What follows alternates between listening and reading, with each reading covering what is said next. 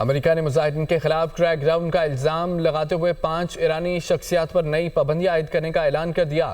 برطانوی خبر رساں ادارے کی رپورٹ کے مطابق امریکی حکومت نے خبردار کیا کہ وہ ایرانی رہنماؤں کی ان رقوم پر نظر رکھے ہوئے ہیں جو دنیا بھر کے بینکوں کو منتقل کی جا رہی ہیں۔ پابندی کے زد میں آنے والوں میں سپریم کونسل برائے قومی سلامتی کے سیکرٹری کے ساتھ ساتھ اسلامی انقلابی گارڈ کو اور قانون نافذ کرنے والے اداروں کے کمانڈرز شامل ہیں۔ امریکہ نے مجاہدین کے خلاف کریک ڈاؤن کا الزام لگاتے ہوئے 5 ایرانی شخصیات پر نئی پابندیاں عائد کرنے کا اعلان کر دیا۔